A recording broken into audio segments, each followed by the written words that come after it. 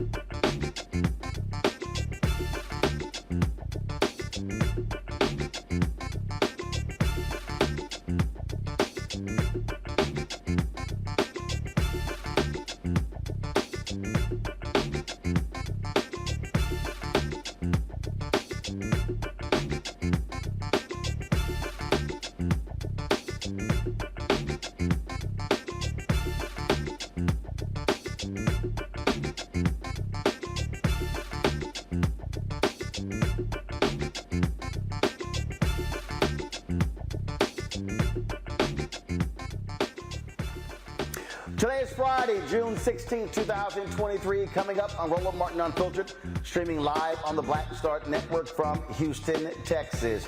The Department of Justice drops a devastating report showing the abusive treatment African Americans and Latinos have received at the hands of Minneapolis police. Folks, we will talk with an executive with Noble about this report, and it is absolutely heinous action and essentially shows that police officers are acting as gang members there in Minneapolis. Also, on today's show, we'll talk about economic empowerment. We're here in Houston holding a Juneteenth Economic Freedom Summit tomorrow at the Power Center. We'll have a preview of that, and so we talk about really what the focus and the meaning of Juneteenth really should be for us in 2023. Also, on today's show, there was a sister, she went viral for singing Happy Birthday operatic style to Busta Rhymes, bringing him to tears. Nia Drummond will join us right here on Roland Martin Unfiltered. Also, Justin Pearson was re-elected to the Tennessee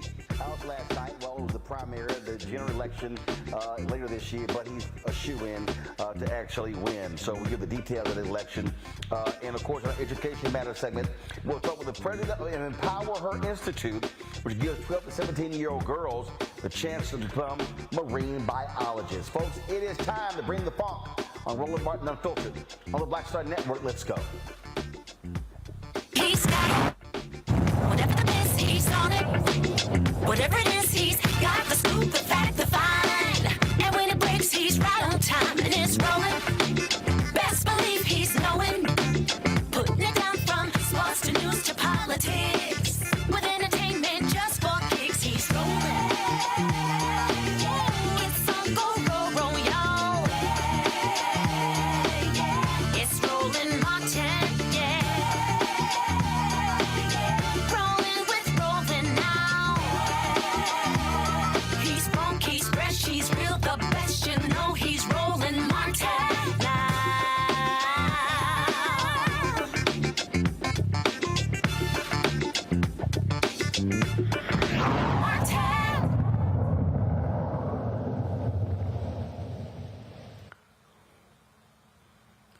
The Department of Justice today dropped a bombshell report showing that the Minneapolis Police Department on many occasions violated the constitutional rights of numerous African Americans and Latinos in that particular city, in addition to Native Americans.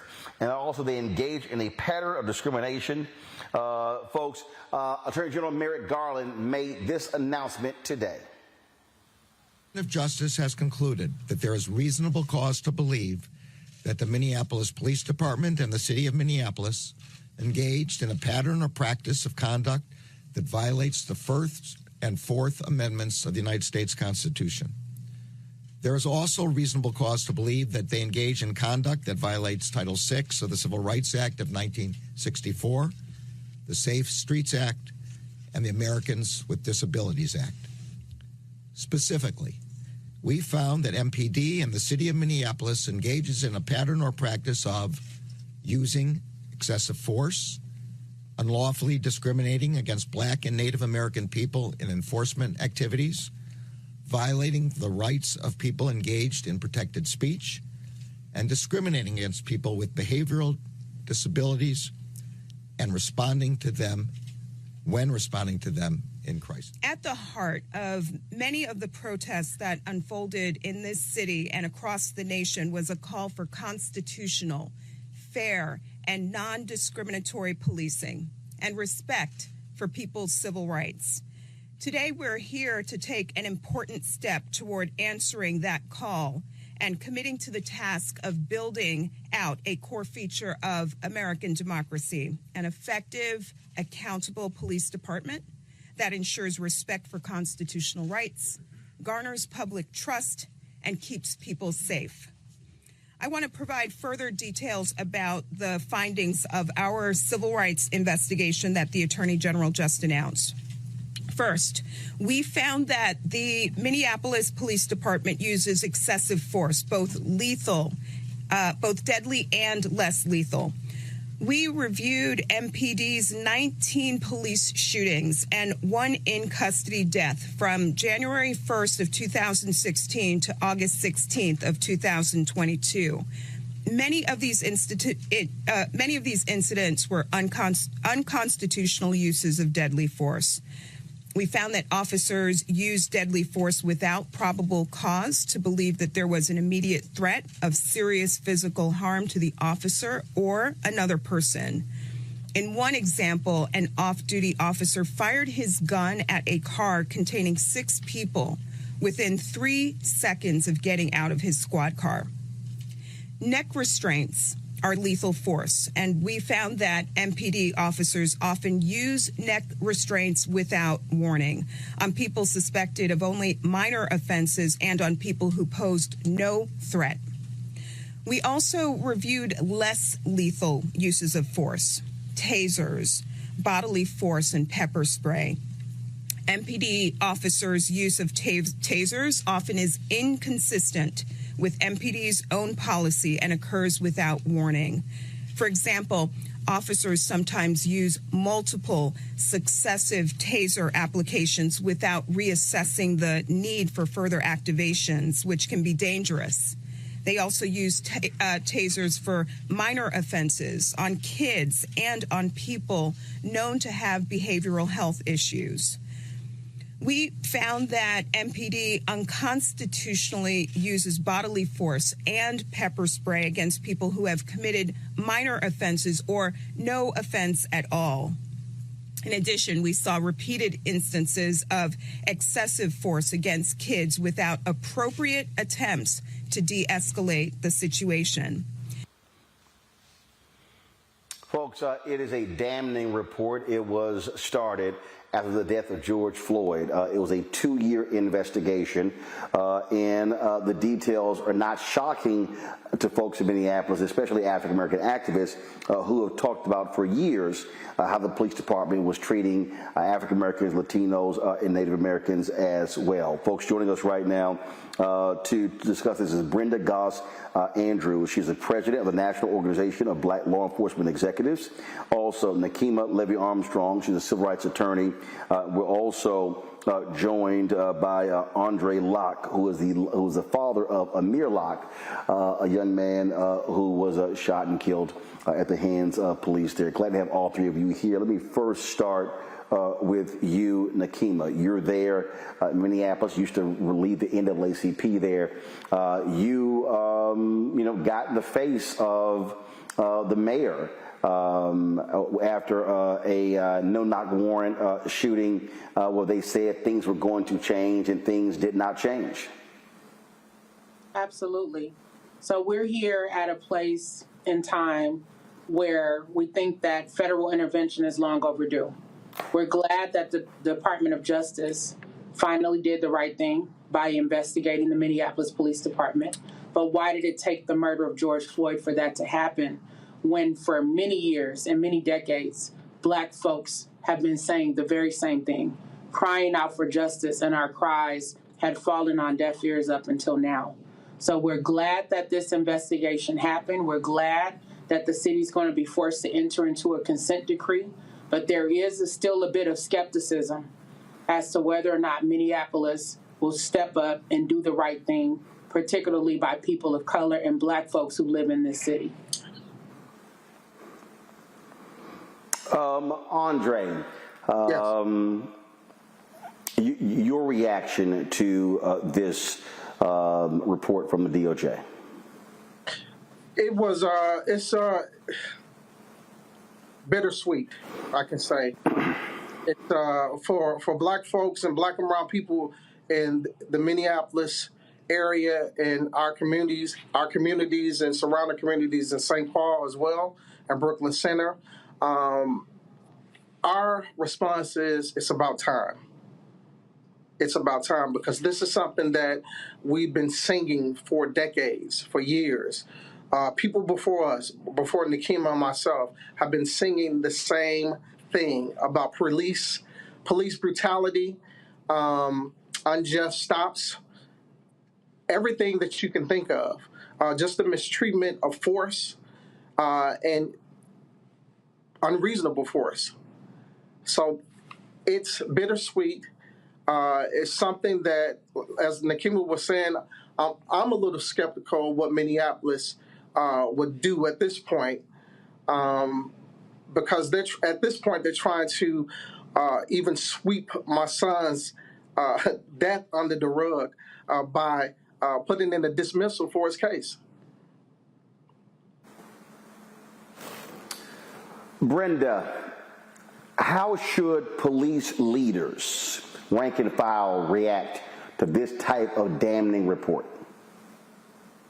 Well, first of all, to your caller just now, condolences on what happened to your son. Yes, this is a 92-page report. I haven't had an opportunity to read it all. I do applaud that it has happened, but I do understand their comments about the skepticism, because this has gone on too long in our country. I spent 30 years on the Detroit Police Department, and I started off as a young officer on the street all the way up to a deputy chief. So I operated in both worlds, so I do understand that. This pattern or practice has been going on for a long time, and it's a shame in America that we had to get to the death of George Floyd to finally start really looking at this through the right lens, where we'll have an opportunity to change the police culture. And Roland, that's what we need to talk about. How do we change the police culture? Because this is not the first time, and I hope it would be the last time, but we still hear stories of that. So police leaders need to really pay attention to what has happened in Minneapolis and go back and read this report. I read through it. It has a lot of implications for training, for supervisory training. But you can put all that together, but you have to change the culture, starting from the top, starting from that CEO, that we will not have disparate treatment of people. We will not violate people's civil rights. And that has to be the message. You can do training all day, but that message must come from the top and cascade all the way to that officer on the street, that this type of behavior will not be tolerated. Not only will it not be tolerated, but that we're going to deal with you. We're going to prosecute you. We're going to terminate you, that we're going to take action instead of sweeping some of these things under the rug when we know who some of these problem officers are in the department. So that would be my message to leaders out there. Just use this report and comb through it, because it talks about training, it talks about policies, it had 18 remedial measures for Minneapolis to take. And I just say, police chiefs and leaders, go through this report and just check it off and see where you are in your department in relation to this report.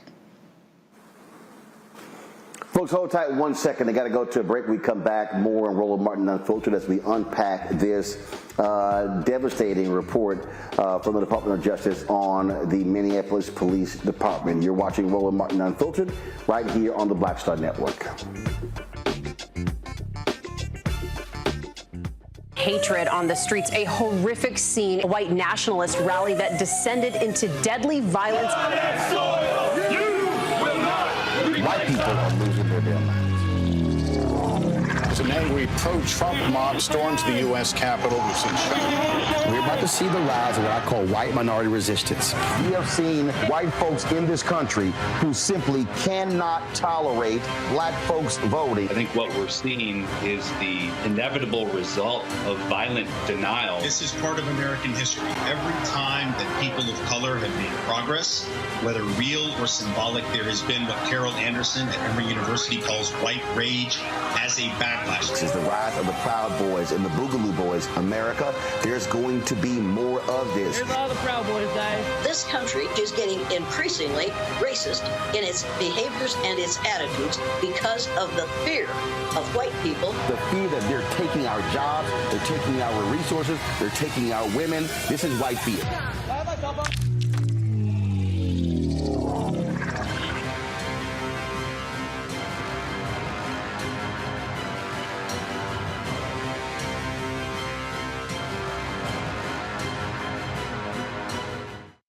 Black Star Network is here. Oh, no punch! I'm real revolutionary right now. Thank you for being the voice of Black America. All momentum we have now, we have to keep this going. The video looks phenomenal. See, there's a difference between Black Star Network and black-owned media and something like CNN. You can't be black-owned media and be scared. It's time to be smart. Bring your eyeballs home. You dig? Hey, it's John Murray, the executive producer of the new Sherry Shepherd Talk Show. You're watching Roland Martin Unfiltered.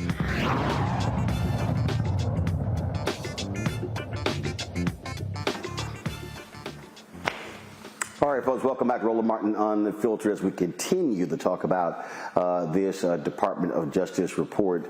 We lost Nakima and Amir Locke's dad, Andre, so we'll try to get them back in a bit. I do want to bring into this conversation as well, folks, my panelist today, Matt Manning, civil rights attorney. Matt, he is with us at Corpus Christi. Dr. Nia Carter, associate professor, University of Maryland School of Public Policy out of D.C., and Jesse Hamilton McCoy, clinical professor of law, supervising attorney, the Duke Law Civil Justice Clinic out of Durham, North Carolina. Glad to have all three of you here. I will start with you, Matt. Your assessment of this report. 2-year investigation at 92 pages, lots and lots of detail and shocking and terrible stories of how Minneapolis police treat people of color. I do think it's a blockbuster from the little bit that I've read, but I'll tell you, Roland, I kind of have, I guess, muted excitement about this or happiness about this, because at the end of the day, if it does not correlate to people being able to individually vindicate their constitutional rights, then we're not making the biggest progress that we need to make. Every day I file lawsuits or prosecute lawsuits for people whose constitutional rights have been violated. And it's like, so a lot of background noise, I'm not sure if you get that, but I think unless we're able to connect consent decrees to an ease for people to actually vindicate their deprivation of constitutional rights, we're not moving the ball forward. And the second thing with that is that with Louisville and with Minneapolis here, I like that the Department of Justice is investigating these departments, but it seems to me to be a little too late, right? Because it happens after some blockbuster event. What needs to happen is there needs to be greater enforcement of police departments before it gets to this point where they have had a myriad of these complaints over the years, and finally somebody comes in and does a pattern and practice investigation. Not to say they're not doing it, but it's easy to do it in the wake of George Floyd, right, or in the wake of Breonna Taylor. But police departments around the country have these systemic issues, and until we address those meaningfully where individual plaintiffs can vindicate their constitutional rights, I don't think that this is really all that important, because at the end of the day, people every day have their rights violated, and it's virtually impossible for them to have them vindicated. Jesse, we've also seen examples like in Cleveland where they had a consent decree and then they had to come back and have another consent decree. Stuff did not change. Absolutely. I think one of the reactions that I have when it comes to reports like this is we've heard the same thing really since going back even to the Kerner Commission report in 1967. We always hear the same recommendations and the same outcomes. But ultimately, we still are experiencing police violence, particularly in minority neighborhoods and communities, at an alarming rate. And I think one of the concerns that our community and the culture has is what is supposed to happen next, right? We just want people to stop being able to kill Black people or kill minorities in our communities. And it seems like it really shouldn't be that difficult of a problem, but the more that we analyze and come up with the same conclusion, the more we realize that there's not a lot of investment into all of these things that people always recommend. So training hasn't fixed it.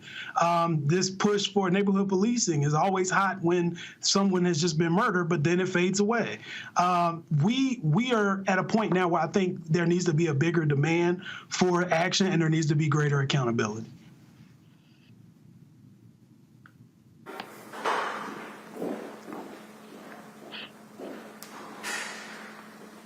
Niambi? Well, I'm going to have to agree with my colleagues. I mean, I think in some ways you're like, water is wet. This is what people have been saying from city to city, whether it's Baltimore, Minneapolis, other places. These are things that people have been saying. It's nice to have the Department of Justice confirm, right, that Black people aren't crazy, because I think we've been, collectively gaslit in this society where people tell us, well, if you just comply, you'll be okay. If you just would listen, nothing bad would happen to you. And I think this Department of Justice report explodes all of those sort of what about it kinds of comments that people often make when we see Black people who are brutalized at the hands of police officers. But I am, reserving judgment here, because in some ways it feels too little too late, because everything from the training and all of this other stuff that was supposed to ameliorate this kind of negative policing hasn't. I think the earlier statement about police culture is something that we have to think about. Who are the people who become our police officers? What kind of requirements do we have for police officers? What kind of mental supports and other things are we giving them? Now, we can't, sort of counsel away or train away the racism that we see here. And so there has to be a willingness to root out those officers, particularly those who are known to be a problem, because one of the things that I think we've seen over and over again, it's never just an isolated incident. It's never a single officer doing a single bad act. It's people who've had a history of being abusive to the public that they're supposed to serve. And then when something really spectacular happens, then there's all of this attention. But very rarely does it ever end with an officer losing their job or losing their freedom. So I think we have to think more critically about the next steps, because none of these things by themselves are going to remedy the larger issue, which is Black people being brutalized and killed at the hands of these police departments. And it's not just white officers. And I think that's another thing that needs to be emphasized here. But it's still, again, something about the culture of policing is rotten in this country, and we have to talk about what that is. And this might be one step in that direction. Brenda, here's what is also troubling. If you're in Minneapolis, how in the hell you didn't know these things? Why do you need the Department of Justice to come in to validate this? This, to me, is an indictment on city leadership and the police department that they didn't know these things. And if they did, they've been covering it up. Well, I would say, both things. In a police department, you know or should know who your problem officers are. Now, whether you take action or not is another thing. So this came to the boiling point, unfortunately, with the death of George Floyd that required federal intervention. I don't want to say it's too little too late. Certainly, we would have liked this to happen sooner. We would have liked all of this to happen with many of our other Black males that have been killed. But I want to be optimistic that at this point that we can move forward. And I want to make one other point. I agree with some of the things Dr. Carter said as well. But we need civilian oversight. We need civilians to stay engaged and stay involved. A lot of times, we get involved when something happens, but we have to stay engaged and involved every day. As citizens, you have a right to know what your police department is doing. Each department is handled differently. I know here in Detroit, we have a civilian oversight. Demand, if your department doesn't have it, see why they don't have a civilian oversight board or a committee or citizens involved in a proactive way on your police department. So that would be a takeaway recommendation I would have for any community. Citizens should be involved in some aspect of hiring and recruiting. And I did hiring and recruiting for Detroit Police, and I brought citizens in to kind of be involved in some of those aspects of recruiting and hiring. So even though this report might not cover everything, I think it's a good model for all police departments. I think I said that earlier, but we have to have the community involved. And a lot of times, like I said, Roland, we get involved when something's hot, and then when it cools off, we're not as involved. We're not as vocal. So we need to be vocal every day. You need to go to the court. I remember we court watchers. I don't know if anybody's even doing that anymore. And go down and see what the judges are doing. You know, what kind of punishments are they meting out? Is it disparate treatment even in their sentencing, or is it something else? So as citizens, we have to be vigilant all the time, every day, especially in the Black community. Indeed. Brenda Goss Andrews with NOVA. We surely appreciate it. Thank you so very much for joining us. Thank you for having me again, Roland. Folks, hold tight 1 second. Going to a break. We'll be back right here on Roland Martin Unfiltered on the Black Star Network. Thank you. When you talk about blackness and what happens in Black culture, we're about covering these things that matter to us, speaking to our issues and concerns. This is a genuine people-powered movement. There's a lot of stuff that we're not getting. You get it, and you spread the word. We wish to plead our own cause. Too long have others spoken for us. We cannot tell our own story if we can't pay for it. This is about covering us. Invest in Black-owned media. Your dollars matter. We don't have to keep asking them to cover our stuff. So please support us in what we do, folks. We want to hit 2,000 people, $50 this month, raise $100,000. We're behind 100,000, so we want to hit that. Y'all money makes this possible. Checks and money orders go to P.O. Box 57196, Washington, D.C. 20037-0196. The Cash App is $RM Unfiltered. PayPal is R Martin Unfiltered. Venmo is RM Unfiltered. Zelle is Roland at RolandSMartin.com. On a next, A Balanced Life with me, Dr. Jackie, owning your energy and how to use it. Trust me, it impacts the people on your job, who you attract, and even your love life.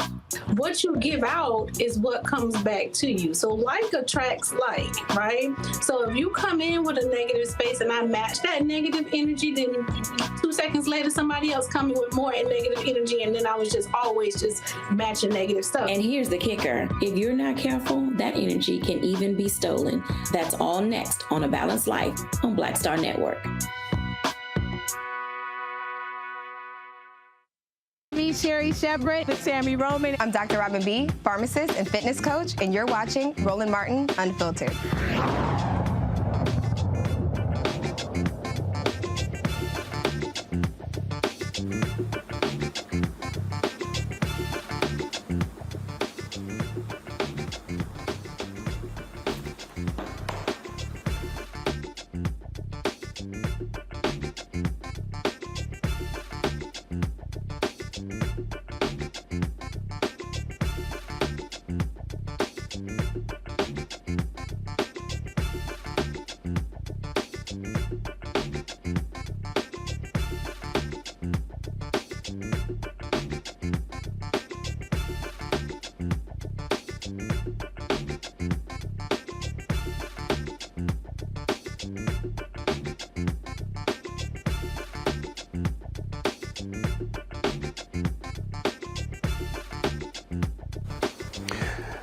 All right, folks, the NBA has brought the hammer down on Memphis Grizzlies guard JA Morant, suspending him without pay for 25 games beginning next season. Now, remember, he previously was suspended for several games. He issued an apology. He met with the commissioner, but then this was after, of course, he was on video on Instagram Live in a strip club brandishing a gun.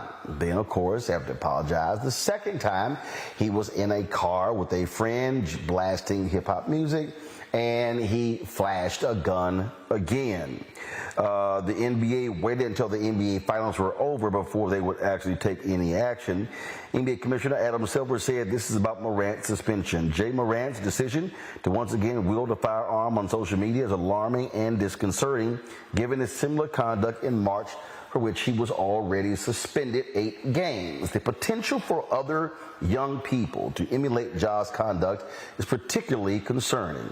Under these circumstances, we believe a suspension of 25 games is appropriate and makes clear that engaging in reckless and irresponsible behavior with guns would not be tolerated. Now, the NBA said that Morant would also have to adhere to certain conditions before being reinstated.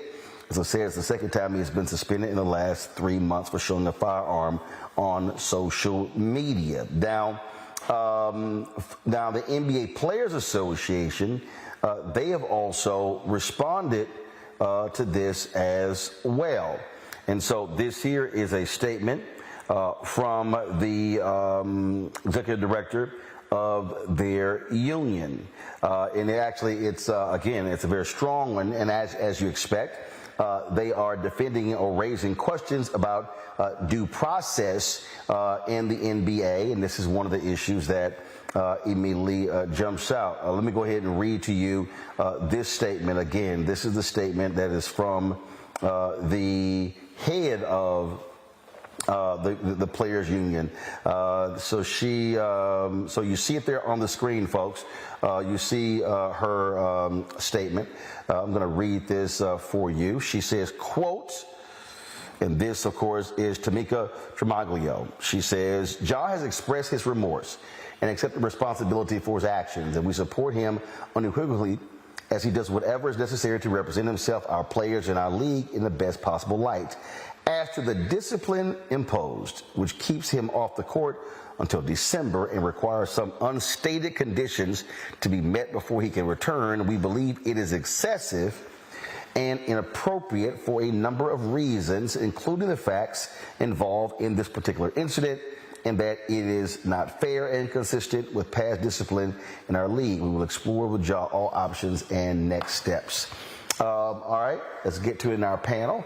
Matt, look, you're a civil rights attorney. Your perspective on this is a lot of leeway the commissioner is given to make these decisions. And you have the players union who is saying, hey, was this even fair process to suspend him? Well, one, this is why unions are important, because they stand up for the values of their members, right, and the rights of their members. But, you know, for me, this is actually less about Ja Morant and about the NBA and more about the schizophrenia we have in our country as it relates to guns. We live in a country that is beset with mass shootings and legislatures that are reticent to do anything about them. So for us to wax poetic and act like Ja Morant waving a gun in a car is a cardinal sin, when every day we see nothing but images of guns and support thereof is just patently dishonest, if you ask me.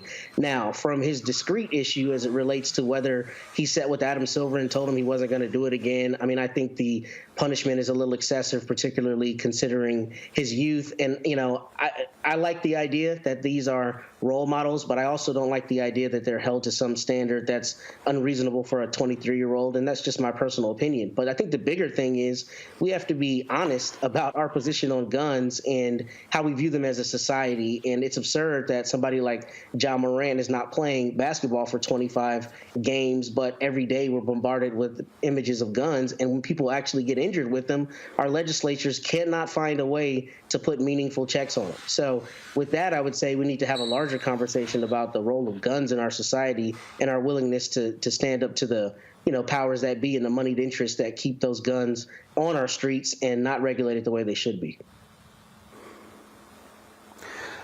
Jessica, let me ask you this question. Let's say you are attorney for Ja, and you say, look, the man apologized once. Now you talk about 25 games, no suspension. But let's say there's an NBA player who is a hunter. Let's say he posted photos of him brandishing a gun. Would the NBA respond the same? And so you hear the executive director of the Players Association talking about this double standard. Your thoughts on that? Well, I mean, I think that's true. I mean, we do already have NBA players who are hunters and who have posed on social media sites with guns. That's happened. I think that this punishment was less about what Adam Silver is saying with influence and more about their view on insubordination, because they have talked to Ja Morant prior to about this same situation, and he had expressed remorse prior to.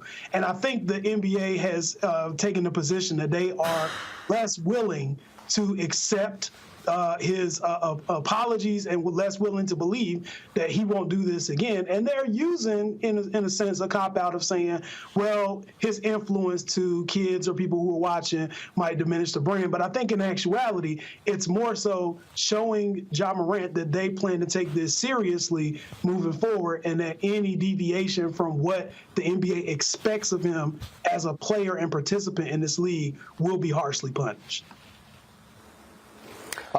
Is it, I mean, look, you hear the executive director say there, Niambi, these unwritten acts that he is going to have to perform to be reinstated. And it's very interesting how people reacted to this. There are a lot of people who are like, oh man, this guy's an idiot. He's stupid. It's costing himself millions. You have others who are saying, well, why is he suspending Second Amendment rights? Others who like say, hey, the NBA is protecting its brand as well. And so to me, what this says is the NBA, okay, we hit you with a light suspension before. You came and met with the commissioner, you apologized, said it wouldn't happen again. Boom. It happens again. This is their way of saying, keep playing around. You're going to see how serious we are about impacting your money. And keep in mind, he keeps this up, not only losing NBA job, losing endorsements, all sorts of things. Absolutely. And listen, I agree that this is about the NBA flexing its muscle and showing these players who's boss, so to speak. But this is also one of those conversations we need to have, because I agree with my panelists. All of these other things are playing in the background, and multiple things can be true at the same time. But this is what happens when you give 23-year-olds whose brains aren't even fully formed millions of dollars and then expect them to exercise the judgment of fully formed adults. So they look grown, right? They're big people. They play this game that entertains us. They make lots of money, but they're not grown-ups. I work with young people all day, and the decisions that they make sometimes leaves me scratching my head. This is how I know this young person is not a full-grown man. Now, I do think this is one of those sort of grow-up time moments for JA Morant. I think we have to consider what choices come next, because working in the NBA is a privilege. The NBA is not like other institutions where you might work and the protections might look the same as if you were in a different kind of employment space. So I think that also has to be considered. I do share those same concerns, though, as the union, where the NBA can say you have to meet these requirements. You don't know what the requirements are. So you're signing up and agreeing to something because you are being held to account by this organization where you really, I mean, you have some bargaining power, but not really. Ultimately, the NBA is going to be the NBA. And so if they decide that JA Morant has to go, there will be somebody else waiting in the wings to take his spot. So it's not going to cease functioning as an institution. But these kinds of vague requirements really only serve the NBA. They don't serve JA Morant or his assistants, right, to become a better decision maker and become a more mature person in this position. So I think these vague requirements that the NBA has sort of said that they're going to ask of him, but have not actually delineated what those are, that should be cause for concern for many players, because I don't think this will be the last time that the NBA decides that something like brandishing a gun or some other behavior is beyond the pale, and then say, and you're going to have to do these things to be determined. I think that is always, that vague language always serves the institution and never the person who is subject to those kinds of requirements. Well, I would certainly hope there are some serious conversations in the Morant household, because if you're making $35 million a year and you're missing a quarter of the season, that's a hell of a hit on your pocketbook, just because you chose to brandish a gun on an Instagram Live. All right, folks, gotta go to a break. We'll be back. Roland Martin Unfiltered on the Black Star Network. If you're watching on YouTube, hit that like button, folks. I want us to be over 2,000 likes for today, so hit the like button. Also, I want you to download the Black Star Network app, Apple phone, Android phone, Apple TV, Android TV, Roku, Amazon Fire TV, Xbox One, Samsung Smart TV. Also, join our Bring the Funk fan club. Your contributions absolutely matter. Send us to check and money order, P.O. Box 57196, Washington, D.C. 20037-0196. Cash App, $RM Unfiltered. PayPal's R Martin Unfiltered. Venmo is RM Unfiltered. Zelle is RolandSMartin.com. Roland@RolandMartinUnfiltered.com. And of course, be sure to get a copy of my book, White Fear: How the Browning of America is Making White Folks Lose Their Minds. I will be in Houston tomorrow. I'll be signing copies of the book. If you already have a copy, want to come get your copy, come check us out at the Power Center, 12 to 4 tomorrow. We're going to be on the Juneteenth celebration, talking about the issue of economic freedom. And so send us an RSVP, info@RolandSMartin.com to reserve your space. We'll be right back. Question for you. Are you stuck? Do you feel like you're hitting a wall and it's keeping you from achieving prosperity? Well, you're not alone. On the next Get Wealthy with me, Deborah Owens, America's Wealth Coach, you're going to learn what you need to do to become unstuck and unstoppable. The fabulous author Janine K. Brown will be with us sharing with you exactly what you need to do to finally achieve the level of financial success you desire through your career. Because when I talk about being bold in the workplaces, I'm talking about that inner boldness that you have to take a risk, to go after what you want, to speak up when others are not. That's right here on Get Wealthy, only on Black Star Network.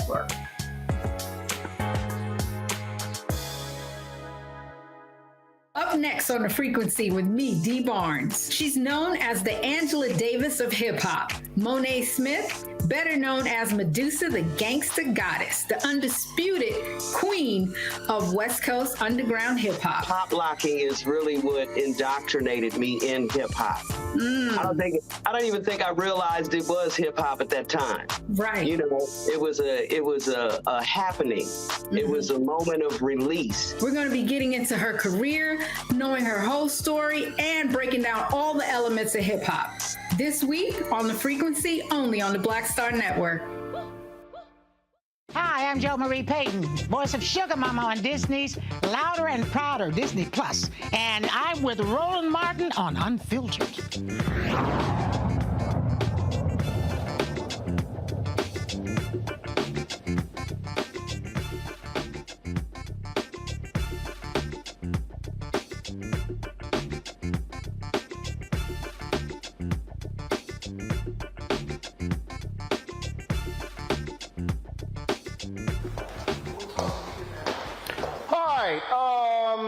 Folks are already tripping about Juneteenth. Check this out. A Chicago woman posted this video on TikTok. It has gone viral after she claimed she was kicked out of school for correcting the institution's director on the true meaning behind Juneteenth. All right, so listen to the video she posted. So today, I got kicked out of school because the director at my school didn't like the feedback that I had for her about something that she said in class. So I go to school right now for aesthetics. I was practicing to be an esthetician. Now, at my school on Monday and Wednesdays, we have this thing called morning meetings where we basically just talk about what's going to happen for the day, the next few days, and we celebrate people that's graduating and all of that type of stuff. Now, the director at my school had an announcement for us, and she said that Monday we will be celebrating Juneteenth, but instead of celebrating it for what it's for, we're going to celebrate it as a diverse day, make it a diverse holiday. And I immediately got turned off by that because it's Juneteenth, right? So after the morning meeting was over, I went up to the director and I asked to speak to her in private. We went into her office and I basically explained to her, I'm like, the way you worded it at the morning meeting today, I didn't like how you said it because Juneteenth isn't a diverse holiday. It's not a diverse holiday. It's not where we celebrate diversity. We celebrate African American independence. And she was basically telling me you need to mind your business because you don't know what I have planned for Monday. We're a diverse school, therefore we're going to celebrate this holiday as a diverse day. And I was immediately turned off because that's not what Juneteenth is about, right? So after that, I went back into the classroom and some of my classmates were asking me what did she say, because we were all in agreement that that's not what Juneteenth isn't about. We don't celebrate Cinco de Mayo as diversity. we don't celebrate Haitian Flag Day as diversity. We don't celebrate Indigenous People Day as diversity, you know? So I felt like, why would you take our holiday and try to make it something that it's not? So while I was in the class, we were all talking about, you know, just basically what had happened at the morning meeting. The director storms in after me, and she's like, yeah, you need to come here. And I just asked her, I said, you want me to go home, don't you? She was like, yeah, get your stuff and leave. You will be suspended. And I'm like, suspended? Suspended for what? And she's like, yeah, so now you need to leave my campus before I call the police. So after that, we got into an argument because I had to tell her it wasn't even that deep. It's not that deep. Like, why are you making it this whole thing? So we got into an argument in front of all of the students in my class. Like, she completely humiliated me, told everybody that she was suspending me and that I had to go home. Like, you're not supposed to, first of all, you're not supposed to tell my personal business to other students. That's number one. Second of all, you're mad because I had an opinion about what you had to say. I did the right thing and I pulled you to the side and told you, like, I don't think that's what we should be celebrating it as. So after that whole argument, she's like, yeah, now you need to leave my building, and instead of being suspended, you'll be expelled. I'm like, expelled for what? So we get into another argument as I'm leaving the door because I'm like, you're dead wrong. Your feelings are hurt. You didn't like what I had to say, and now you want to expel me and still try to make me pay for a school that I didn't fully get to attend? That's not right. So as I'm leaving the building, before I left, I wanted to, like, explain to my teacher, like, she's not going to be letting me back, you know, what had happened. I wanted to talk to my teacher, one of the cool teachers, right?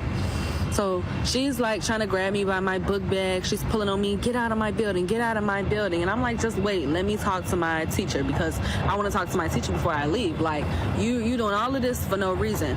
We get in front of the clients because at my school, we take clients. It's a beauty school, so we perform services on clients. She told the clients, yeah, I'm trying to remove this racist out of my building. She won't leave. She's a racist. I'm racist because I said Juneteenth isn't a diverse holiday. So now I'm the racist, right? In this situation, I'm the racist. Her feelings are hurt. I'm a racist, and she wants me to leave. After like a minute of me trying to find my professor, I could not find her. So you know what? I'm like, yeah, I'm gonna leave. But as I'm walking back to the front, she's on the phone with the police. She told the police I tried to attack her and that I wouldn't leave the building. No, hold on. Let's take this back. There's multiple people sitting in this lobby. There was multiple people in my classroom. Not once did I try to attack you. There's cameras in this building which show I did not try to attack you. I wasn't being violent or nothing like that. She called the police on me, said I tried to attack her. All of this because she didn't like that I didn't like that Juneteenth shouldn't be celebrated as a diverse holiday. So yeah, right now, I left, I'm gone. I left the review in the comments because I don't feel like that's right. Students of color, we can't express our feelings without directors at the school feeling like it's an attack on them, or everything has to be an attack on everybody when it comes down to Black people and African Americans in America. So yeah, that's just an update. The woman, the TikToker Go K, again, she's studying at Tricoci University. That's TRICOCI, and that is absolutely nuts, if you will. Nyambe, see, this is the thing right here. First of all, she's right. Juneteenth is not a diverse holiday. What I mean by that is, it does not mean that non-Black people cannot commemorate Juneteenth. But you damn well better make sure that the focus on Juneteenth is the focus, and then not try to create some new idea what Juneteenth should be about. Well, absolutely, Roland. I think this young lady was exactly right in telling her, like, hold on a second. This is about Black people achieving freedom. This isn't just some holiday. I mean, you know, she used the example of Cinco de Mayo, but Cinco de Mayo at this point is commercial, and it's not even really about Mexican people. But to her point, we identify that holiday with a group of people in the same way. Juneteenth is a national holiday that commemorates the freedom of Black people who were enslaved in this country. That cannot be missed because Some people are uncomfortable, right, acknowledging what this is about. And ultimately, would probably, if we believe the story as this woman has suggested, what probably drove this director crazy was the fact that this young person corrected her and was not okay with sort of going along to get along. Because ultimately, this diverse holiday, trying to redesignate this holiday, which was born out of, the events of 2020 and the unfortunate demise of George Floyd, which we all were traumatized and witnessed, and the protests thereafter, that we will not then say that this does not have anything to do with Black people. Decentering Black people and decentering Blackness is about other people's comfort. And we cannot allow that be the rubric or the measure by which we celebrate and revere our ancestors and all those who fought for that freedom, because somebody wants to call it a diverse holiday, as if we're supposed to be satisfied with that. And I think this young woman would do well to find another educational institution that respects her and other students like her. And that right there, Matt, is the thing for me that I keep saying. We need to be very vigilant and not letting these folks try to redefine what Juneteenth is and turn it into simply another day for people to sell some stuff.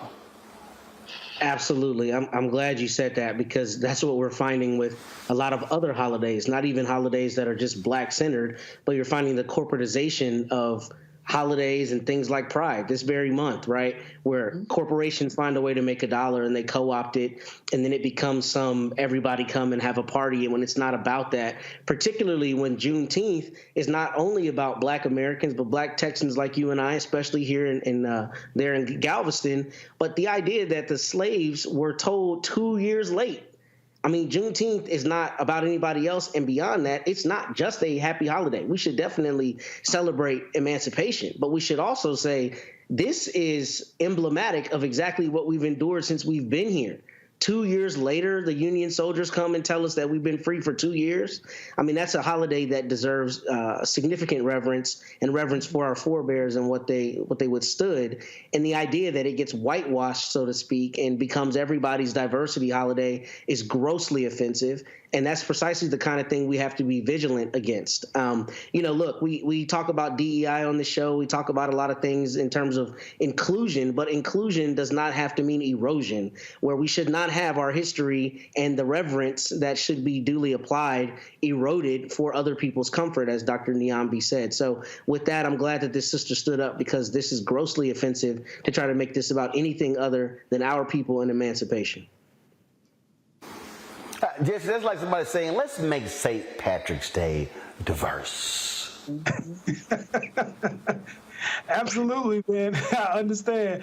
Well, look, I think, anytime that I talk to my students about Juneteenth in the first place, I think it's important to understand that there's kind of two sides to that story. And just like my fellow panelists talked about, people who were informed about their emancipation way late.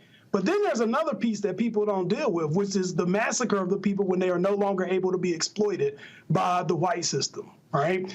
And I think it's important for us to see both sides of that, since now this has become a national holiday, mainly because we know that once things become national holidays, they get co-opted. You'll see Juneteenth ice cream at the store. That's not really what this is about. And so what we're trying to do, and what this student rightfully did, was try to educate people. If you're going to tell folks about Juneteenth, tell them about what Juneteenth is. Don't allow, particularly in a time of, we see what's happening in Florida, rolling out all of these things to take away not just critical race theory, but Black history. We can't allow the whitewashing of Black history to continue to the point where there's nothing that is specifically reserved for the culture. Absolutely. And so, again, we must remain vigilant to protect what it is. And look, I told y'all, the people out here be talking about, no, we never asked for this. No. A lot of us did. And we perfected how to celebrate this in Texas. It's been a state holiday since 1980, y'all. And so just ask some of us from Texas if you're confused as to how to celebrate Juneteenth. Got to go to a break. We'll be back on Roland Martin Unfiltered on the Black Star Network. Next on The Black Table with me, Greg Carr, a very different take on Juneteenth with the one and only Dr. Sunyata Ahmed. We'll explore the amazing foods, remedies, and rituals that are a part of our history and the Juneteenth holiday. So it's our responsibility to return the healthier version to our folks instead of just the red liqueurs marketed to us, the red sodas and the other things. I mean, why does the Kool-Aid man have to sound like Louis Armstrong? He's like, oh yeah! Yeah, right. An enlightening and tasty hour of The Black Table, only on the Black Star Network.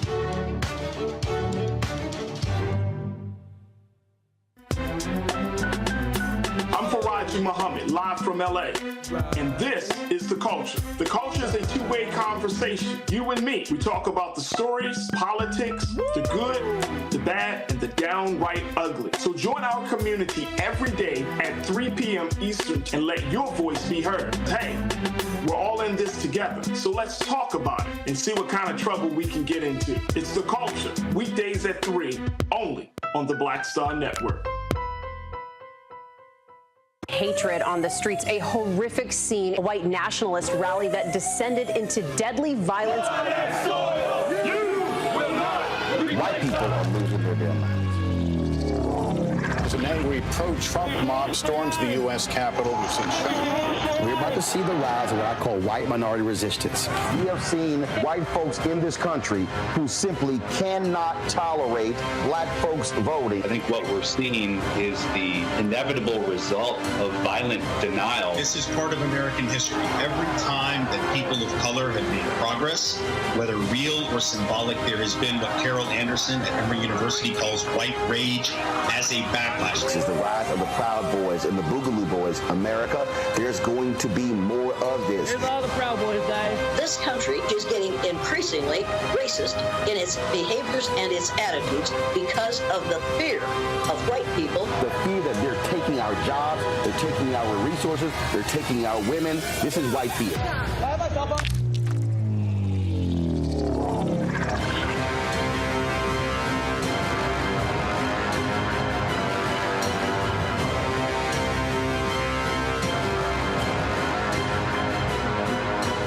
When you talk about blackness and what happens in black culture, we're about covering these things that matter to us, speaking to our issues and concerns. This is a genuine people-powered movement. There's a lot of stuff that we're not getting. You get it, and you spread the word. We wish to plead our own cause.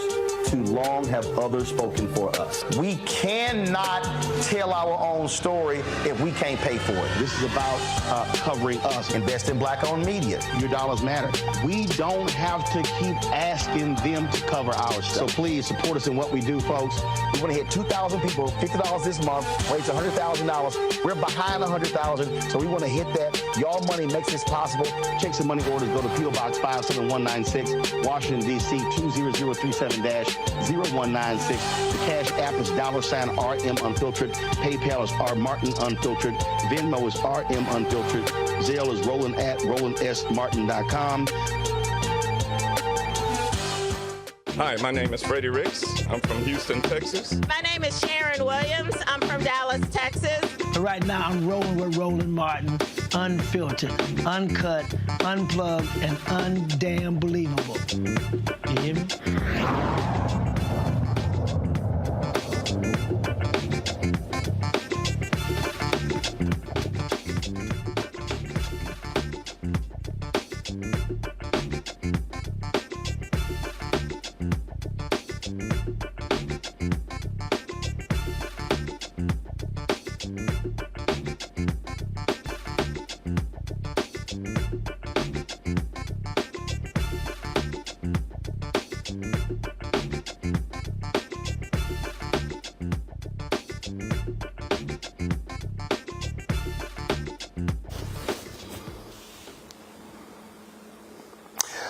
Welcome back to Roland Martin Unfiltered on the Black Star Network. A couple of weeks ago, I came across this video on social media. I posted the video on my Instagram page, got a crazy amount of response, sent it to folks like Tamron Hall, my good buddy Slodette O'Brien, and others. And it was of a sister who came across Busta Rhymes, and she said, you know what, I want to sing happy birthday to you. Well, he probably was just thinking, she just going to say happy birthday, traditional happy birthday. Yet she went non-traditional. Check this out.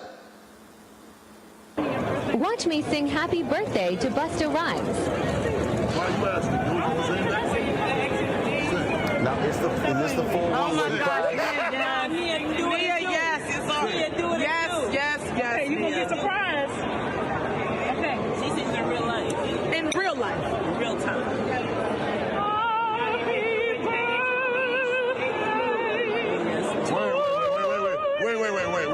Wait. Yes. What the fuck? Let me finish. I definitely wasn't expecting that. Wait, Mama. Start over. Give me your hand. Okay, here we go.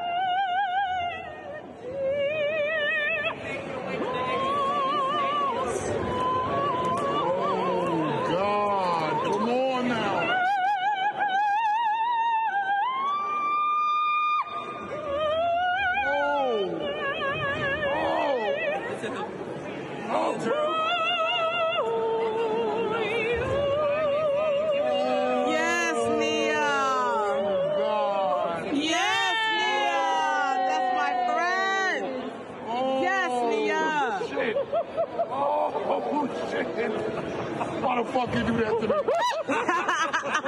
Why you do that? Why? You a fucking mess. You a fucking mess. A mess. Yes, Nia. Stop. No. Don't do that. Stop.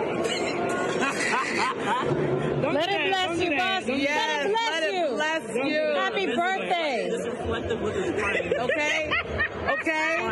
Don't do that.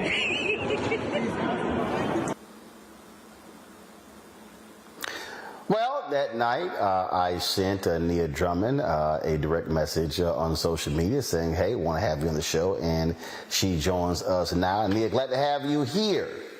So good to be here. Hello, Mr. Roland Martin. So great to be here.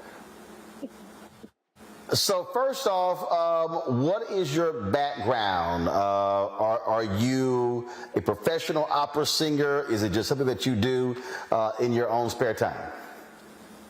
Well, I actually went to school. I went to SUNY Fredonia for classical voice. But I've been singing, before classical voice, I've been singing different genres like jazz and gospel and pop, basically a little bit of everything. So what was this event you were at where you encountered Busta Rhymes? Well, I was at the Gordon Parks annual gala at Cipriani's on 42nd Street, and I was there as a former winner of the scholarship in partnership with the Gordon Parks Foundation and Young Arts, which is an organization tailored for young people. And I was the first winner 11 years ago, actually. And I reconnected with the executive director, Peter Kuhart, of the organization, and he was like, we would love to have you. So I came that year, this particular year. So was the event over? Was this at the end? Were folks clearing out when you came upon Busta Rhymes? The event was over. The lights were up. People were taking flowers. The people were clearing up all the plates and everything.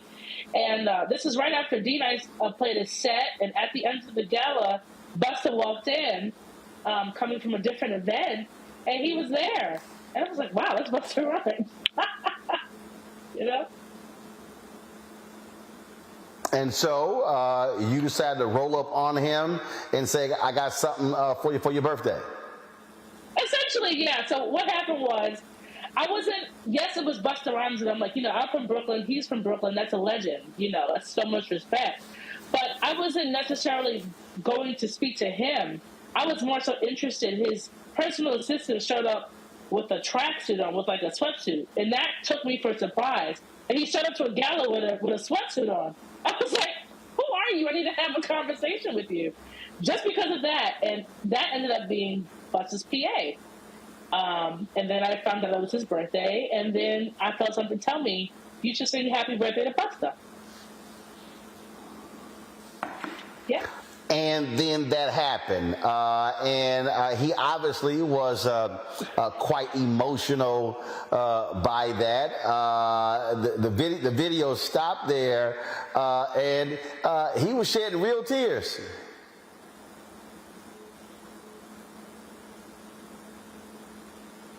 Looks like Nia is frozen there. Y'all let me know when we get her back. So we could continue our conversation. Certainly, a lot has changed for her. She has been on the Tamron Hall show. She has done interviews all over the place. And so that's what happens when viral moments are captured like that. Hundreds of thousands of views of that particular video on all social media platforms. TikTok, Snapchat, it's been on Instagram, Facebook, Twitter, it's been all over the place. And so Nia Drummond definitely has been getting lots and lots and lots of attention for that particular video. Do we have her back? All right. Again, Nia, are you there? I am here. I'm sorry, my call failed. You know, the devil is on the service. I don't know what's going on. It's all good. It's all good. And I said he was quite emotional. Those were real tears he was shedding. And that's the thing for me. My eyes were closed. I tend to sing with my eyes closed, and I didn't see him cry while I was singing because my eyes were closed. But I know for a fact that he was extremely emotionally overwhelmed, especially after the fact. So so how has your life changed since this went viral? It has changed tremendously. You know, I've been singing for a very long time, and I've done a lot of things that I thought were big, you know, career-wise, but this really, and it's so random. But this has really opened up the floodgates for so many things. I've gotten so many calls, and so many people, you know, regular people, have been really appreciative, especially as a Black woman that sings classically. You don't see that every day. And the fact that people are appreciating that is really beautiful, and it touches me. You know, it makes me not want to stop what I'm doing. So between that and doing collaborations that I can't talk about yet, but things are happening. So some business has transpired as a result of this, huh? A few things. I can't talk about it yet. Some collaborations, and I know from this birthed me, you know, giving me the unction to really focus on my solo project. I can't talk about that yet, but that's going to be happening soon. Cool. Hold tight 1 second. I got to go to a break here. We come back. I'm sure my panel has some questions for you as well. Folks, we're chatting with Nia Drummond. She is the operatic singer or classically trained singer who showed some love to Busta Rhymes by singing Happy Birthday that, of course, went viral, exploded all across the country. And we'll chat with her when we come back. You're watching Roland Martin Unfiltered right here on the Black Star Network. On a next, A Balanced Life with me, Dr. Jackie, owning your energy and how to use it. Trust me, it impacts the people on your job, who you attract, and even your love life. What you give out is what comes back to you. So like attracts like, right? So if you come in with a negative space and I match that negative energy, then 2 seconds later somebody else coming with more negative energy, and then I was just always just matching negative stuff. And here's the kicker. If you're not careful, that energy can even be stolen. That's all next on A Balanced Life on Black Star Network. question for you. Are you stuck? Do you feel like you're hitting a wall and it's keeping you from achieving prosperity? Well, you're not alone. On the next Get Wealthy with me, Deborah Owens, America's Wealth Coach, you're going to learn what you need to do to become unstuck and unstoppable. The fabulous author Janine K. Brown will be with us sharing with you exactly what you need to do to finally achieve the level of financial success you desire through your career. Because when I talk about being bold in the workplaces, I'm talking about that inner boldness that you have to take a risk, to go after what you want, to speak up when others are not. That's right here on Get Wealthy, only on Black Star Network.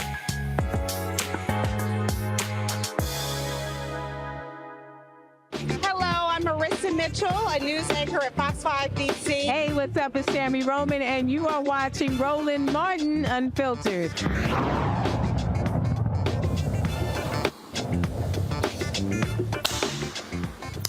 All right, folks, welcome back to Roland Martin Unfiltered. We're chatting with singer Nia Drummond, of course, who went viral with her video singing Happy Birthday to Busta Rhymes. My panel guy, I'm sure they got some questions. Jesse, I'll start with you. Well, first of all, it's an honor to meet you. I am just curious as to what inspired you to get involved in operatic singing in the first place. Well, I like opera. Well, when I started singing opera, I was actually very young. I was 12 years old.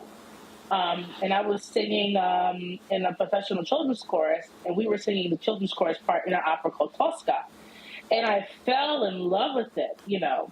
That was my first, like, hands-on experience with opera. But, you know, when I was younger, you know, classical music was a very small amount, but it was played in the house, like Charlotte Church and Andrea Bocelli.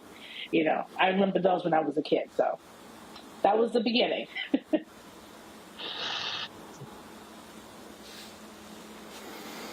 Niambi.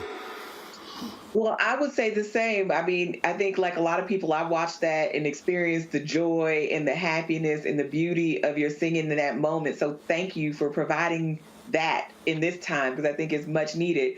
But how have you been coping with going from a relatively private person to now this very public person? How has that been?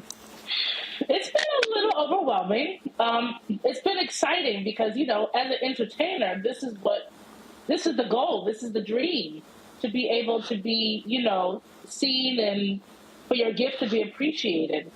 But yes, it can be a little overwhelming, and it's a big responsibility now, you know, to be able to connect with so many people at one time. You know? That's a lot. I am sure.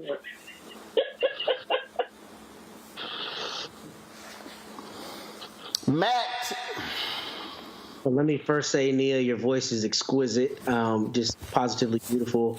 And I wanted to ask, has this opened a larger conversation about Blacks in classical music? Because obviously we're very well represented in other genres, but there's a dearth of us in classical music. So what, if any, effect has this had on your ability to tell people that they should be in classical music or anything in that nature? Well, I definitely think that, you know, especially as someone that's from New York City, there's actually a very good amount of classical singers that, you know, just so happen to be Black. It's hard to penetrate a market that is Black. A lot of Black people don't listen to classical music, and the only way for us to be seen is through this, you know, white lens in terms of, you know, classical music being stereotypically for older white people. But I feel like this opens up a conversation, and it gives perspective on what Black people can do as a community and what is okay to listen to, and shattering that wall on the stereotypes of music and genres. And anybody can like whatever they want. Like, you know, I'm sick of this divide of Black people should only like R&B and hip hop. You know, white people should only like rock and this genre and that genre. You know, we should all enjoy whatever feels right to us. you know? Well, you're absolutely right. Are there any particular classical opera singers who are your favorites? Leontine Price immediately is the first name. As a soprano, that is like the holy grail of sopranos. Jesse Norman, incredible voice, incredible interpreter. Young singers, well, not young singers, but current singers, I would say LaTanya Moore, she's incredible. There's a lot of classical singers out there, Black classical singers that are doing their thing. And I have a lot of people. Denise Graves?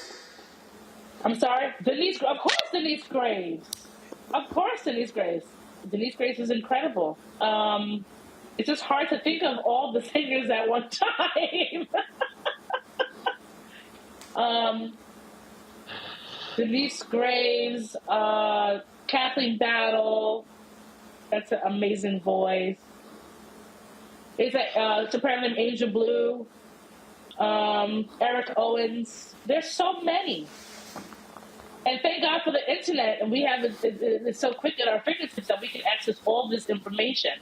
Between now and then, you know, Marian Anderson, Simon Estes, you know, George Shirley. There's so many singers that we can be on this conversation all day. But yeah. Are you encountering people who want you now to sing Happy Birthday to them?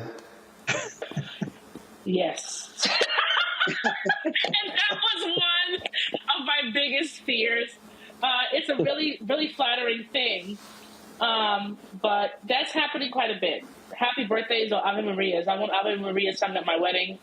Or, you know, I've actually sang Ave Maria at a wedding before, you know, pre-Busta video. So, you know, it's pretty great, though. I enjoy it. I enjoy it. So I'm going to ask you this question then. How about this one here? So, is there so happy birthday is one thing. So, is there a particular song that is a popular song that you have been able to put a classical twist on in your style?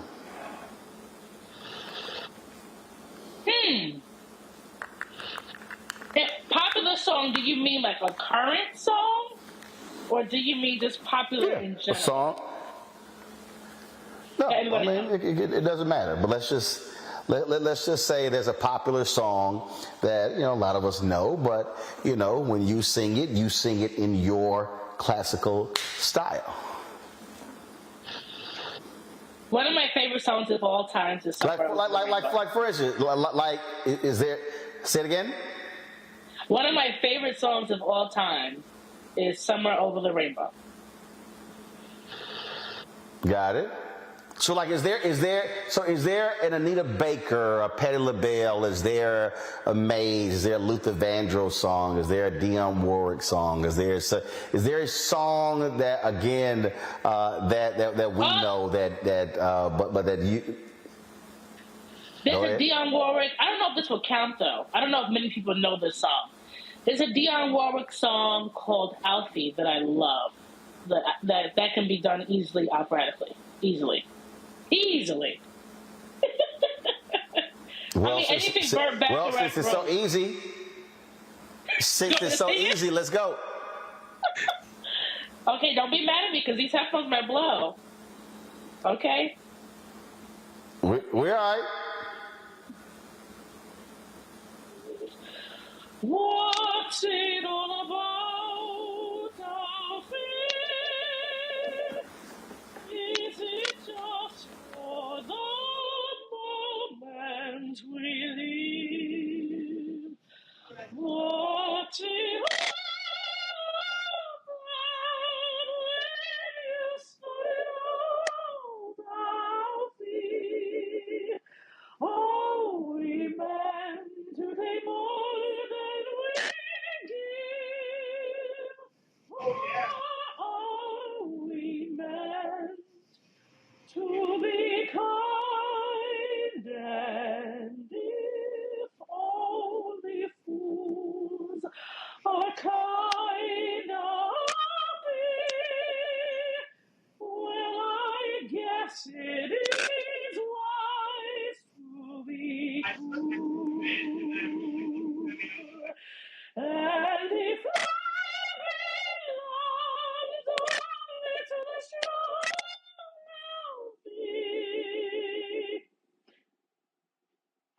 forgot the rest of the song. What will you let know? As sure as I believe, there's a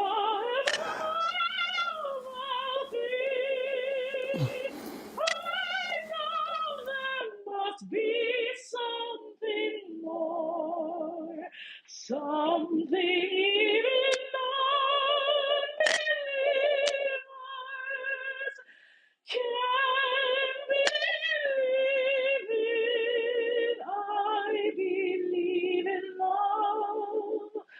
I'll feel without true love we just exist. Until you find a love you'll miss, you're nothing when you walk. Let your heart lead the way, and you'll find love every day. I'll be. I think that's it. I'll be.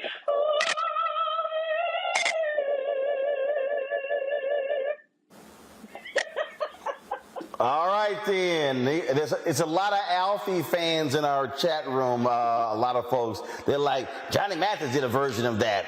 The Delphonics did a version of that. And so they're all weighing in. Nia Drummond, we appreciate it. Congratulations. All the great stuff has come your way. We look forward to those undisclosed projects, those collaborations, once they come to fruition. I would love to say something really quick before I go, if you don't mind, Mr. Rowland. I just wanted to say that I'm so thankful for you all the support, and thank you, Roland, for all your support and posting the video and sharing it, especially with Tamron. As you know, I was just on Tamron Hall, and I'm so glad to be here with you today. And I just wanted to say that while doing all these projects, I did start a Patreon to have people be able to support and see some of the behind the scenes stuff that I'm working on. So it's just going to be on www.patreon.com/Nia Drummond.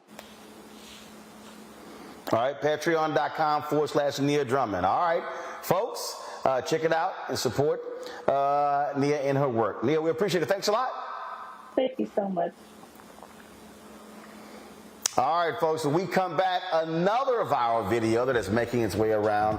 A brother gives a powerful commencement speech at Syracuse University. We'll show you that next right here on Roland Martin Unfiltered on the Black Star Network. Up next on The Frequency with me, Dee Barnes. She's known as the Angela Davis of hip-hop. Monet Smith, better known as Medusa, the gangster goddess, the undisputed queen of West Coast underground hip-hop. Pop locking is really what indoctrinated me in hip-hop. I don't even think I realized it was hip-hop at that time. Right. It was a happening. It was a moment of release. We're going to be getting into her career, knowing her whole story, and breaking down all the elements of hip-hop. This week on The Frequency, only on the Black Star Network. Next on The Black Table with me, Greg Carr. A very different take on Juneteenth with the one and only Dr. Sunyata Ahmed. We'll explore the amazing foods, remedies, and rituals that are a part of our history and the Juneteenth holiday. So it's our responsibility to return the healthier version to our folks instead of just the red liqueurs marketed to us, the red sodas and the other things. I mean, why does the Kool-Aid man have to sound like Louis Armstrong? He's like, oh yeah! Oh, yeah, all right. An enlightening and tasty hour of The Black Table, only on the Black Star Network.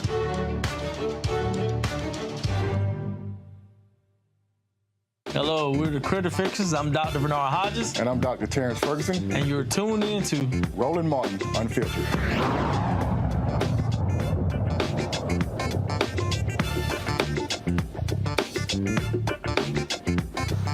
I'll set it up.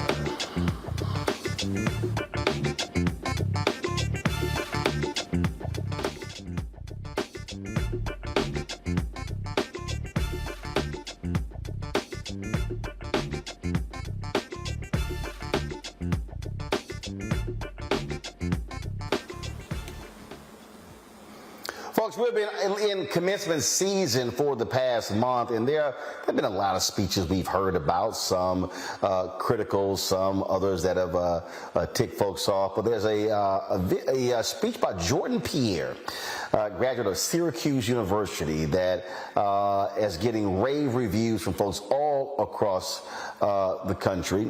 And in a moment, we're going to have his video. We don't have a video ready yet. All right, so again, his name is Jordan Pierre, and he is, yes, a member of the greatest fraternity of all, Alpha Phi Alpha Fraternity Incorporated. Again, I came across this video, and so many people have been sharing this video saying, man, you got to check this out. You got to watch this video.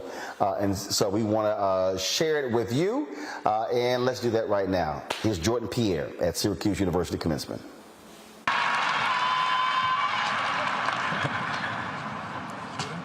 Good afternoon, faculty, staff, students, and friends. My name is Jordan Pierre, and I'm currently a senior, majoring in broadcast and digital journalism with a minor in entrepreneurship and emerging enterprise. To be here today for me is much more than a ceremony. Today is much more significant because I come from a place where I've attended more funerals and court appearances than college graduations. To be here today is a barrier broken. I have my family in attendance today, and for many of them, this is the first time they have attended a college graduation.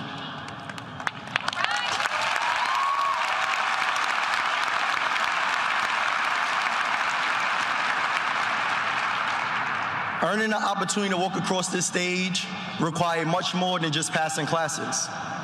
For what makes this institution rigorous, at least for us Black and brown students, is not the curriculum, but what comes with being Black in the context of America while trying to uphold academic excellence. It's not the curriculum that makes this college experience rigorous.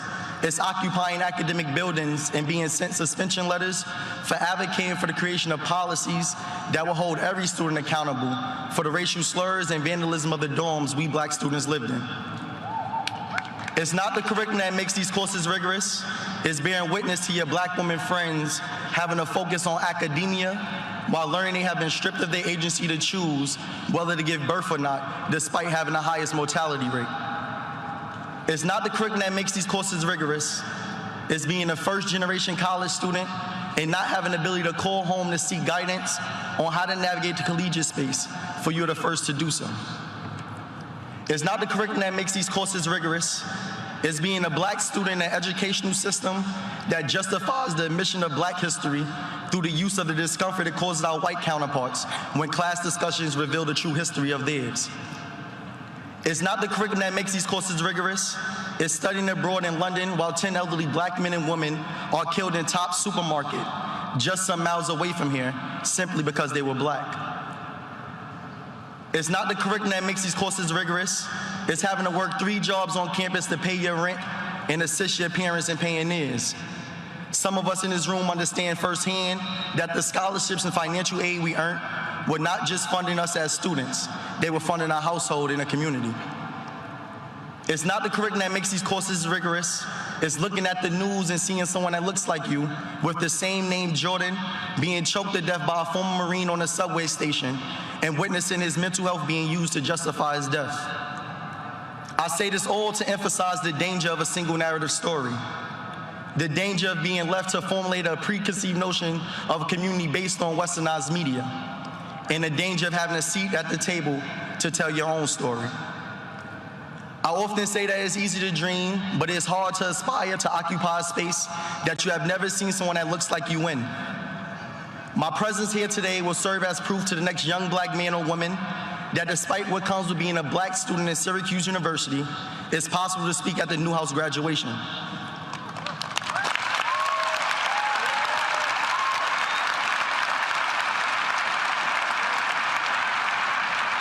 There was a time when I did not know what a student marshal was until last year when I met a Black woman named Adudu, a student marshal at the College of Engineering and Computer Science. There was a time when I did not believe I was going to be the President of the United States, which is what I will one day become, until I seen Barack Obama become the president.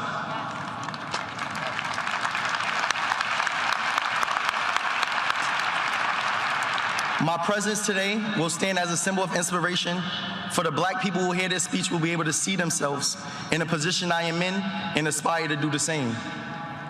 I challenge my fellow graduates who are not of color to be mindful and intentional with the stories that you share, normalize, and teach your children. For those stories are used to formulate a preconceived notion of who we are based on the narratives you teach and the environments you expose them to. I challenge my fellow brothers and sisters to also be intentional and thoughtful about the stereotypes we normalize and perpetuate amongst ourselves. James Baldwin once stated that if the world does it to you long enough and effectively enough, you begin to do it to yourself. You become an accomplice to your own murderers. We must ensure that we do not become that accomplice and use our platforms to empower one another. To Syracuse and to Newhouse, I challenge you all to take accountability for the trajectory the media has taken. It is not one we should be proud of. For if we take pride in being the #1 communication school, we must also take ownership of the leaders and content creators for the media we consume, especially as we produce those who are the head of the newsroom. So we are only a microcosm of what the world will become. I challenge us all here today to denounce the stereotypes we have of one another, for the problem with stereotypes is not that they are untrue, but incomplete. As the legendary Nipsey Hussle once stated, the marathon continues. Stopped it, and there's... That right there was definitely a strong speech by that brother, Matt Manning. Incredibly powerful, and his repetition, I thought, was extraordinarily effective. I mean, you know, it's not difficult, or what did he say? It's not difficult because of this reason, because of that reason. It was incredibly powerful, I thought. And I thought it was important for him to speak directly to Syracuse and to some of what apparently were some slights while he was there. What not only Black students endured, but I think it's important because I think it's important when we have events like graduations and other spaces that are supposed to be full of pomp and circumstance for people to speak truth to power, because one, that's when you have the largest audience, and two, that's when you have people listening most intently. And I think he masterfully used his platform on that day. So kudos to this young man. See, this is why Neon Bay in the control room, y'all can pull it, the video of the young girl in Philadelphia who high school graduation, and she does a slight dance around the stage, and this principal decides he's not going, the principal decides that they're not going to give her her high school diploma and ushered her off the stage. And now she's demanding an apology. The school district has said, look, there's no formal policy, and this is the thing that I'm just so sick of these people, Niambe, who do not understand what graduation is about. It is not about the adults. It's literally about the people who actually have graduated. I'm not tripping if somebody dances. I'm not tripping if somebody hops. I'm not tripping how it's a joyous time, but it's also a serious time. So whether it is this type of speech, whether it's when folks are just excited about graduating, I just think so many adults are just screwing up graduation because, frankly, many of them are assholes. Well, listen, the young woman you're talking about in Philadelphia, I mean, they did this in the name of tradition, right? And they're being penalized because people in the audience snickered when they danced across the stage. So it was just some rule, and again, about tradition, that no one is supposed to make any noise, which I think is crazy and ridiculous, particularly when we are talking about young people, some of whom this might be the last time they ever have this opportunity. This might be the first time someone in their family has experienced this kind of joy, as the young man intimated in his speech from Syracuse. So I think all of these efforts to police children of all stripes are really about, notions of decorum and all of this. It's a graduation. Yes, there's a moment to be somber, but it's also a celebratory, joyous moment. And I think all of these calls, I mean, and even if you came up with something like, well, you don't want people screaming because you might not hear the other person's name. Yeah, we get that. But these moments weren't that. And yet you still find people who will say that it was right to humiliate this young woman, or that this young man, he said the right thing at the wrong time. And when is the right time to celebrate what you've accomplished? When is the right time to call out these institutions that are graduating our children and sometimes holding those same children in contempt? I think these are the things that people don't really want to talk about, so they deflect and talk about decorum and talk about tradition and talk about all these other things instead of what the core of it, what the substance of what that young man was saying. And really, this young woman did something that was totally inoffensive, but it was a violation of tradition. And Jesse, and look, and I think that, a lot of people will remember those words, and the reality is what you now see, how that video has now gone all across social media, it will touch some young person, some young brother who does not believe that they actually can do what that brother has done. Well, not just touching young people. I feel touched. I'm hoping that he has a law school application somewhere in the stack, because to have the courage and the poise to be able to deliver such a poignant message at a time when all eyes are on you, I think that that's a skill that he can really use to move forward in anything that he chooses to do. And I think it's far time that we allow the fullness of Black expression. I am a double HBCU graduate. I went to FAMU and North Carolina Central University School of Law. And we understand that at graduation, people are overcoming so many different obstacles that the rest of the world tends to want to ignore. And as a result, the graduations are very, very festive, and people will exercise the fullness of their celebration because we understand what each other has been through. And we also understand what has been done for us to get us here. There are sacrifices that are made by people who may never have a college degree, but they somehow contributed to making sure that you got one, right? So this is a day for us to celebrate. It's also a day for those looking on who've always wondered if they could do it, or how to do it, to see somebody actually doing it so that you can go ahead and plot your trajectory, because we all have skill sets, we all have powers, and we all have a story. And our stories too often get overlooked when they shouldn't be. Well, Jesse, he's not going to law school. He is a broadcast digital journalism graduate.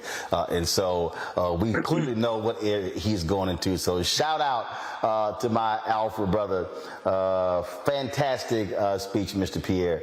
And so look forward to seeing you out here. Got to go to a break. When we come back, our Education Matters segment right here on Roland Martin Unfiltered on the Black Star Network. Hatred on the streets, a horrific scene, a white nationalist rally that descended into deadly violence. White people are losing their damn minds. As an angry pro-Trump mob storms the U.S. Capitol, we're about to see the rise of what I call white minority resistance.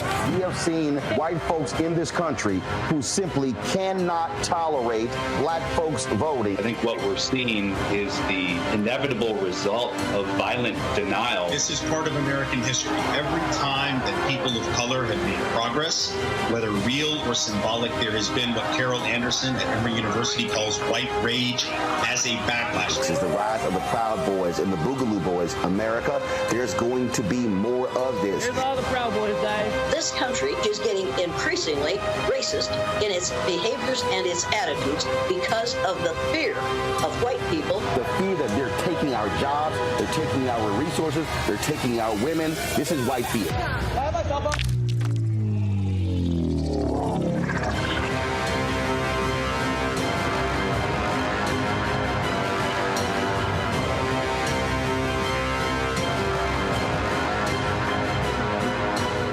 Black Star Network is here. Oh, no punch! I'm real revolutionary right now. Thank you for being the voice of Black America. All momentum we have now, we have to keep this going. The video looks phenomenal. See, this difference between Black Star Network and Black-owned media and something like CNN. You can't be Black-owned media and be scared. It's time to be smart. Bring your eyeballs home. You dig? Hey, what's up, y'all? I'm Devon Franklin. It is always a pleasure to be in the house. You are watching Roland Martin Unfiltered. Stay right here.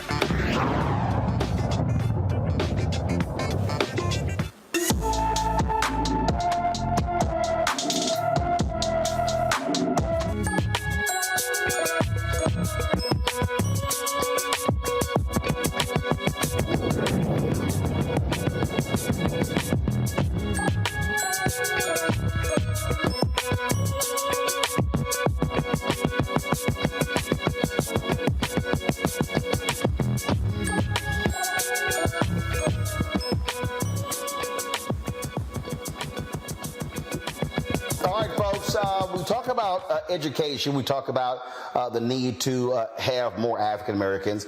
You often hear people talk about STEM. What part of STEM in science is biology. So there is a new, not new, but there is an initiative that actually does that, trying its best to see more, to increase the opportunities for people of color, for young girls and others in this particular area. We're going to talk about that on today's show. And the thing, and here's a piece, and first of all, let me explain to people.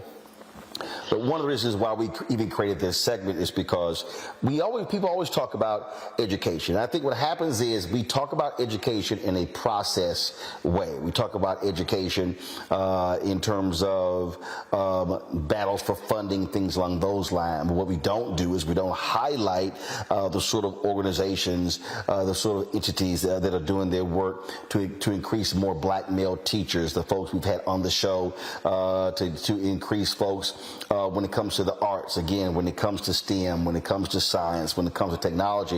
And so that's one of the reasons why we have Education Matters, so you can actually get a better understanding of the folks. So this is called EmpowHER. It's called EmpowHER Institute, and specifically focusing on marine biology. Now, African Americans, 3% of marine biologists in the country, so there is an opportunity for there to be growth. And so there's an LA nonprofit that works with 12 to 17-year-old girls in this area. Dawn Brown, she's the president and CEO of EmpowHER Institute. She joins me now from LA. So Dawn, first of all, we talk about this camp. We talk about this camp. How long have you been doing it? Yeah, so we've been doing our social justice STEAM camp for 3 years now. Our organization has been around for 20 years, and this particular camp we've been doing for 3. And so why specifically this? Was there something that particularly happened? Yeah, so one of our initiatives is our social justice STEAM initiative in general. And when we really started, and we've been doing that for 20 years, but when you look at STEAM and you look at what are the areas that are oversaturated versus underrepresented, biology and science specifically is one that is underrepresented for BIPOC girls, specifically Black and Latina. We are an organization that only serves BIPOC girls. And so you just mentioned 3% of young people, of African Americans who go into marine biology or sciences, specifically any kind of marine science or ocean science. When you look at girls, specifically within that of African Americans, we're talking about less than 1.5%. So our girls, when we were doing our social justice, so when we were doing and our organization is all about breaking generational cycles of poverty and giving them the access and the resources and the skills in order to do so and become college and career ready. So when we decided to do our social justice STEAM camp, we went to our girls because we are a youth-led organization, and we asked them, what do you want? What is important to you? What social justice issues are important to you? And when they started thinking about a summer camp, the thing that came to them was, we want to learn about environmental justice. And so we decided, well, then let's do that. So we called upon a marine biologist, Black woman marine biologist here in LA. We partnered with her, and together, my organization and she created curriculum to do this camp. So that's how it came about. And what the camp really is is we take 30 girls. Now, we serve 1,000 girls a year, and we take 30 of our middle school girls. So these are girls between the ages of 12 and 15, and we put them into a camp for the summer. And they apply to get in, and we take about 100 applications, and we break it down. And they get it's a 5-week camp. The first 3 weeks of the camp, they are studying marine biology, and they're actually looking at the impact of climate change on marine ecology, and then comparing that to its impact and resiliency on marginalized communities. And so that's what they do in the camp. So they're snorkeling, they're kayaking, they're tide pooling, they're testing air quality, and they're looking at, my girls are coming from Compton, they're coming from Inglewood, and so and Watts. And so they're measuring the air quality in their community, and then they're going to, Catalina Island and Malibu and testing the air quality and trying to figure out why is there a difference, right? And what needs to change. And so that's the first 3 weeks of the camp, and they actually create their own projects. They learn coding, computer coding, and they create their own projects that are all about amplifying issues as well as trying to solve issues using STEAM in order to solve issues within the marine biology world. And then the last 2 weeks of that camp, we take our most mature girls, and they actually get to study on a science research boat. And they learn how to scuba dive, and they end up getting their scuba diving certifications. So this camp is the first and only of its kind in the country. We're taking Black and Latina girls, and the majority of the girls in our program are Black for this camp. And we're talking about 12 and 13-year-olds who are certified in scuba diving by the time they finish. Questions? Jesse, you're first. Well, first of all, this sounds like a phenomenal opportunity, and I'm glad to hear that somebody is engaged in this space and helping people in our community get exposed to it. I'm really curious about what got you into this space.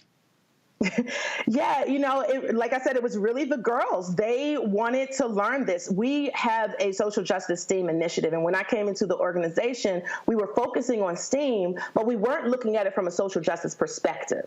96% of our girls live at or below the poverty level. We serve 1,000 girls a year on a weekly basis. Why are we not looking at STEAM and saying, how can we utilize that in order to address the issues that are important to our community? And so that's the component that I brought into it, and that's also my background is in social justice, specifically looking at the intersection of race and gender.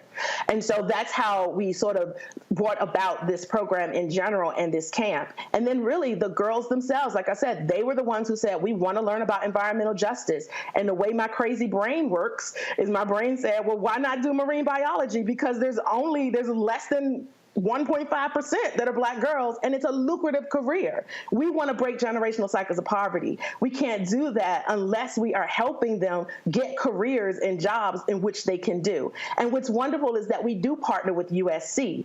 And so we partner with USC. They stay on the college campus and live in the dorms at USC while they're doing this. And that also creates a gateway for them to actually get accepted into a private university, one of the best in LA, in the country, to study this long term. Niambi.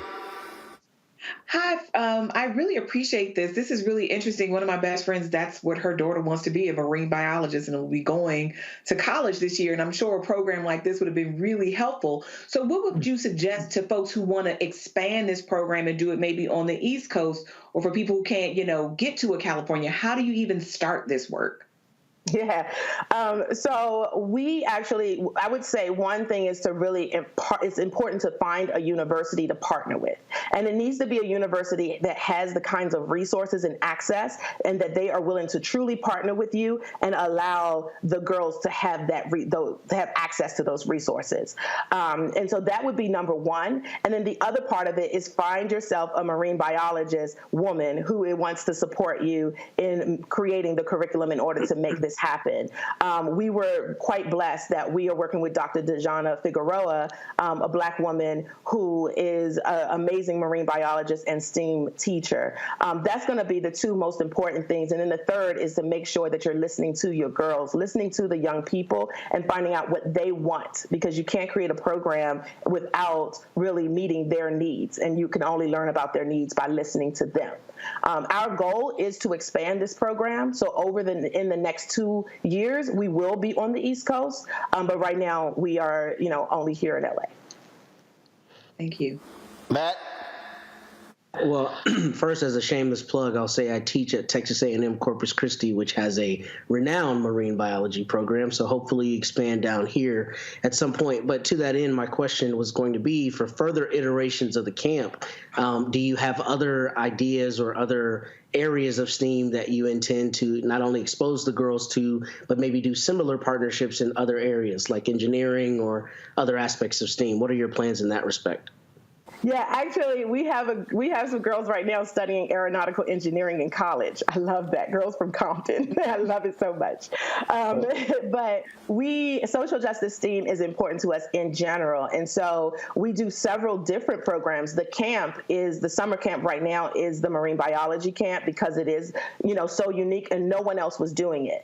When you look at coding, it's so oversaturated right now that was an area that we decided we were going to teach our girls coding, but we're not going to put a huge focus onto that. And we're really trying to look at areas where we are underrepresented so that they can really get the big checks, right? And make real impact. And so engineering is definitely one of those things that we have as a part. Robotics is a part of our program. And so all of those things do come into it. And the girls decide the social justice issues they want to deal with. So they've talked about school shootings. They've talked about gun control. They've talked about race and they've talked about abuse. And then we create programs around what is important to them. So yeah, we're introducing various types of STEAM into our work and doing that, throughout the year with the girls. And really it's about finding the right university. So if Texas A&M wants to partner, we can have that conversation, and that makes it easier for us to make that expansion and make it happen to bring that program for your young people in the summer. All right, Dawn, where can people go to get more information? So you can go to our website, which is empowher.org, EmpowHER.org. You can learn all about our organization as well as this particular camp. All right. Dawn, we appreciate it. Thank you so very much. Thank you. Have a good one.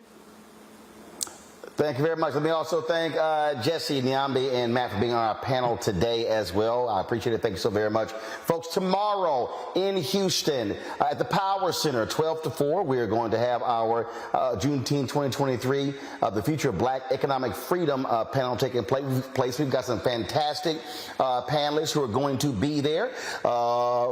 Houston Mayor Sylvester Turner will be there. State Senator Boris Miles, Congresswoman Sheila Jackson-Lee, Congressman Al Green, and so many others, folks. And again, our focus is talking about, economic freedom for our people. So if you're an entrepreneur, you're a business owner, you want to do that, you want to be there, you are welcome to come out. It is free, open to the public. We just simply ask that you send us an email to RSVP info@RolandSMartin.com, info@RolandSMartin.com. Folks, that is it. I'll see you guys tomorrow on our live stream here from Houston, back in studio Monday, Juneteenth. Be sure to have a great weekend. Holla!